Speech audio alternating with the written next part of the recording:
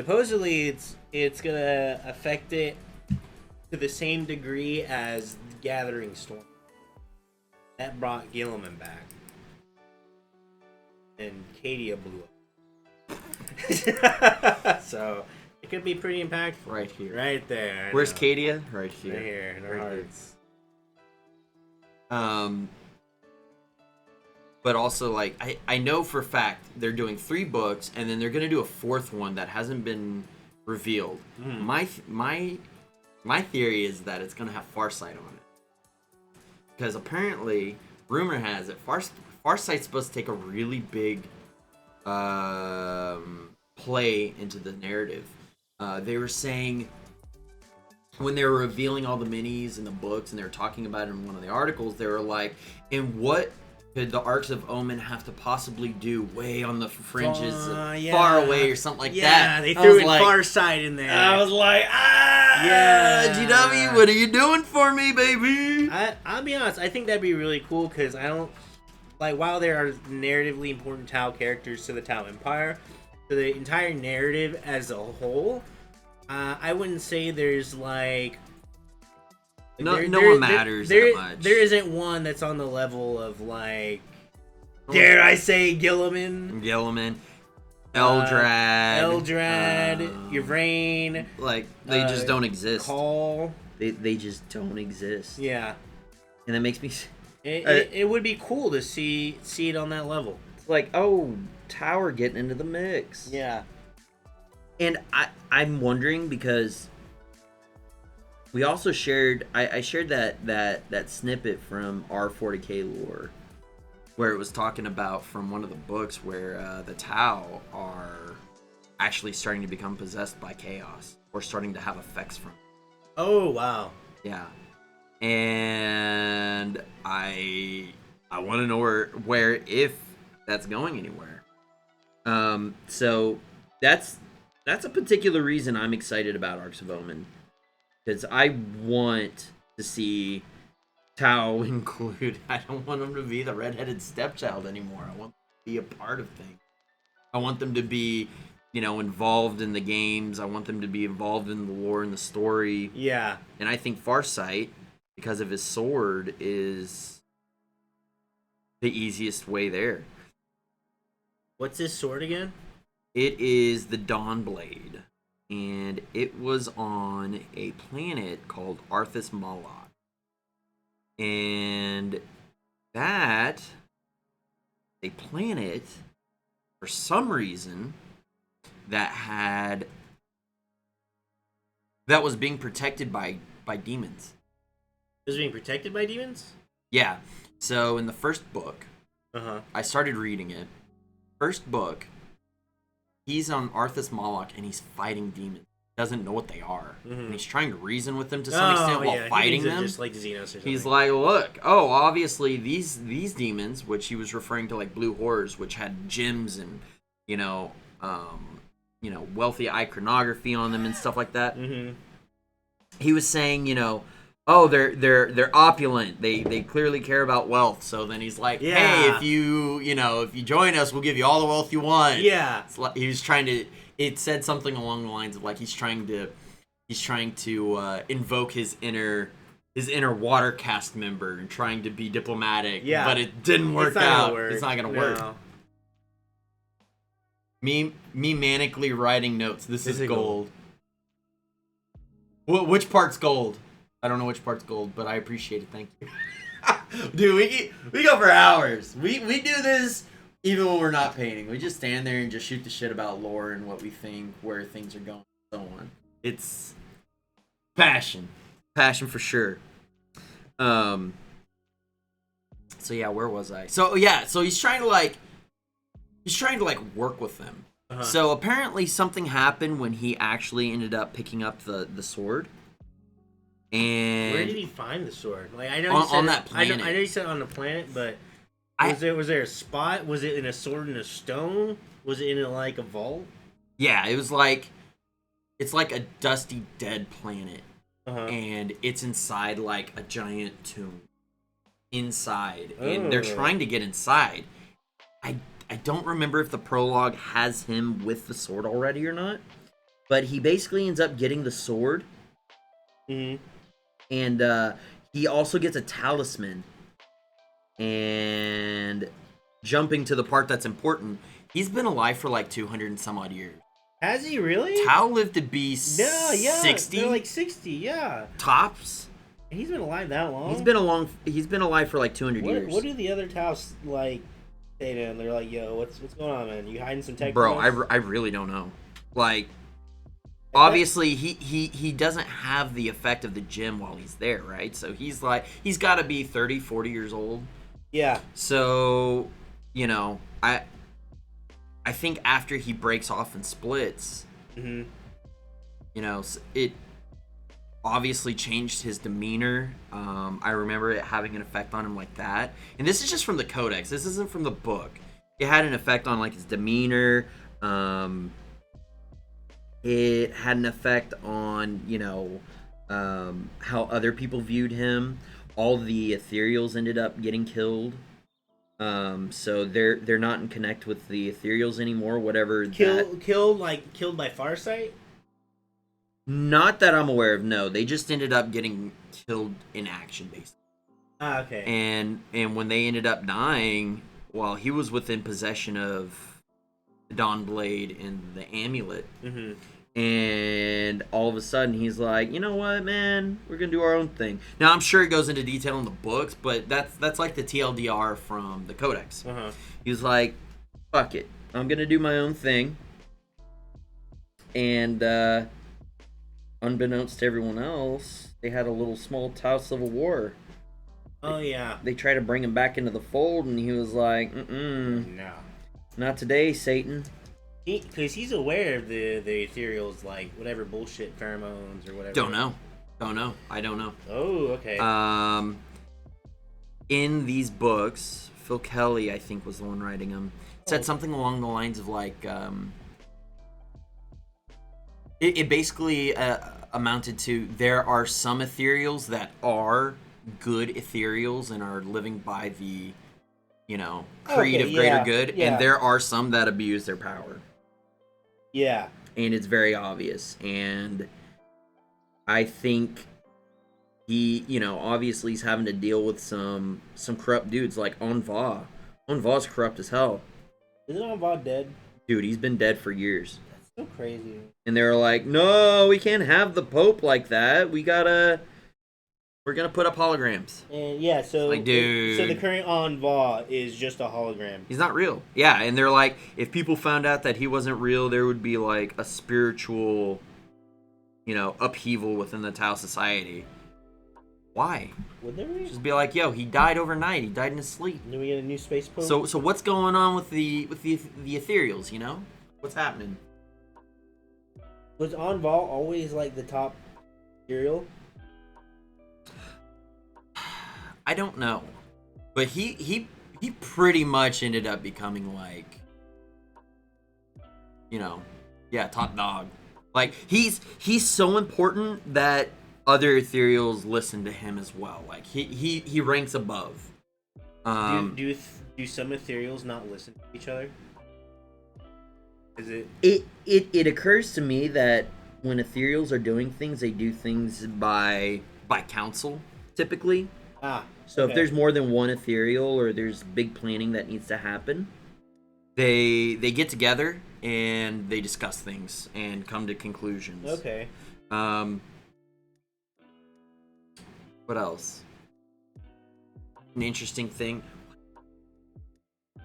The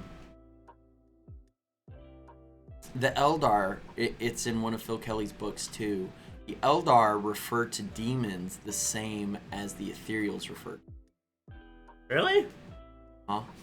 What, like they call them the same word? They call them like the enemy, and it's like I know they. I mean, I don't know if everyone calls it. I know Eldar calls Slanesh like she who thirsts.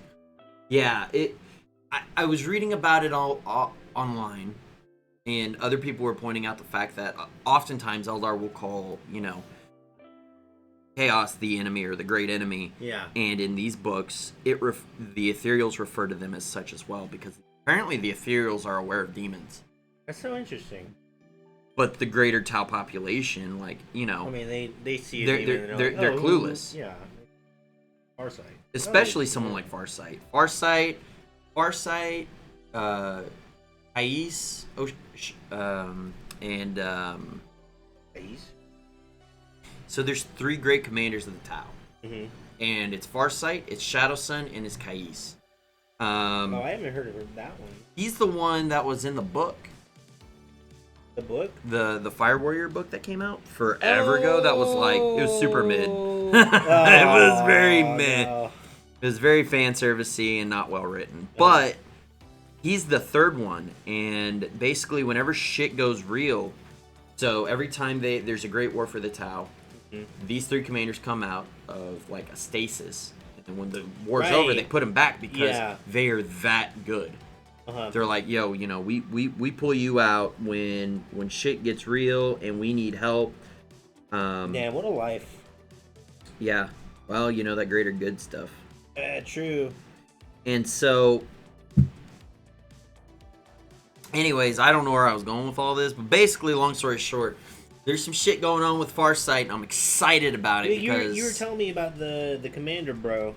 The 3rd one I had not heard about. Kais, yeah. So, Shaso Kais means skilled one in Tau.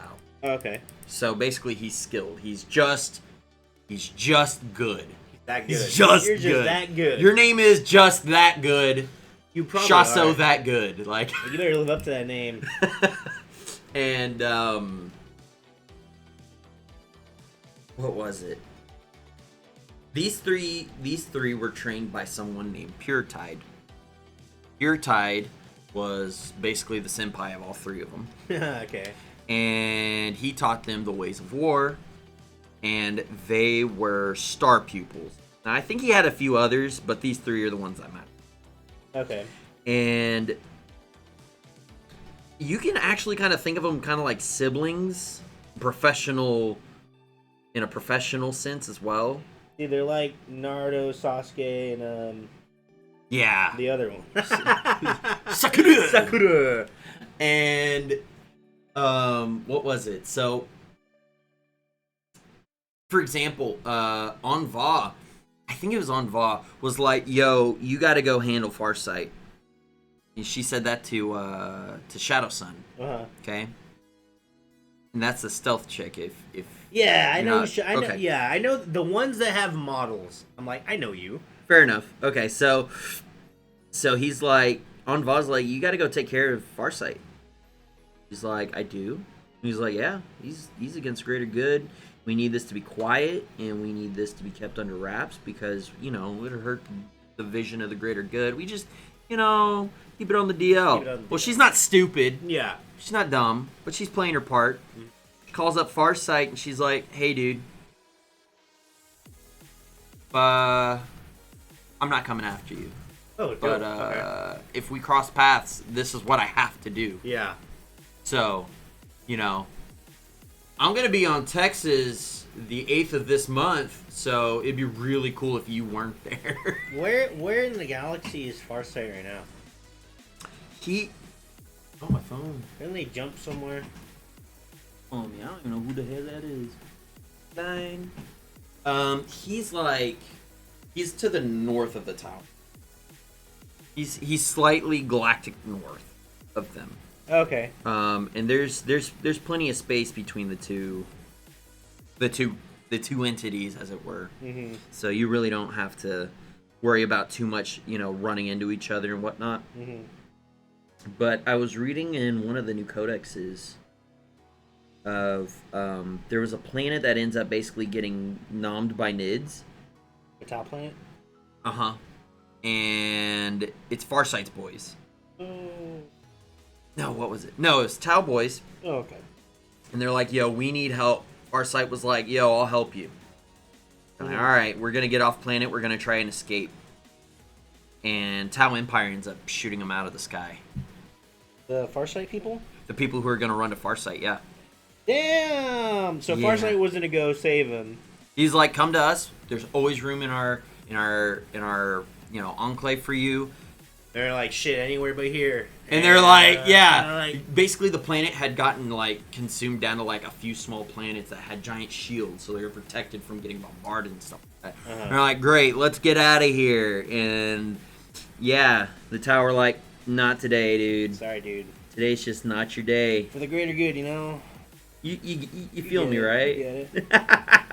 Dude, that sucks. That's fucked up. That's brutal. That is brutal. It's good on them though. It's grimdark, Yeah. and keeping it 40K. They're not always good. They're mostly good. Mostly. As good as a good can get. So yeah, there's been some theories running about that. It's like maybe you know the ethereals are biological creations from Eldar, perhaps, because they're aware of demons. They use the same phrasing about demons, things like that. So there's some room to play with that, especially if you're doing something like Fade. And quite frankly, I think that's really interesting. I think that it leaves a lot of room for there to be that, well, is it, isn't it? You know, that 40K is famous for. Yeah. You know, everything is true, nothing's accurate. Kind of, you know, storytelling that 40K has. And I like that. I love that. I live for it. I do too. And I think that's a fantastic way of taking Tau, at least for the ethereals, because we know they're different. We know that they're are they I mean, they're physically speaking, they're not different. Like in terms of their appearance, they appear to be Tau. So all Tau are like different species of the same creature. So they're different breeds of dog, but they're all dogs. They're all very good at very specific things. But so are they different species, or are they just variations of the same variations species? of the same species? So like humans, there's tons of different variations of humans, you know? Yeah. So that's what Tau is. There's essentially all the different casts. Except for ethereals, because for some reason ethereal gets put in the mix, and all the tower, like, they just fall in line. It's so much easier. But, it's like, but like what I was saying is, I guess like physically speaking, they have the same appearance. For the most part, I mean, yeah. If you look at it, you'd be like, "That's a Tau." You put them in a lineup with that's a Tau. They're all Tau. They're all Tau. They're all Tau. Yeah. That one's a little taller. That one's stockier. That one's shorter. That one's slender. That one's more human-like. So there's nothing physically discerning about, like, whoa, that guy is very different right there. Yeah. Not like, yeah. It's sneaky. Yeah. And so people are like, you know, maybe, you know, because Eldar were genetic modifications and created through, you know, biological engineering. Maybe they, you know, picked up a few things and were like, you know, from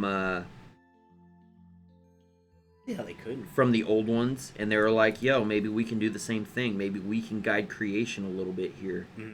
You know, Tau don't have a strong register with psychics. Maybe we can manipulate that. So I think that's a really interesting take. I'm super excited because obviously I love Tau. I'm very excited about Farsight becoming, you know, front and center of attention.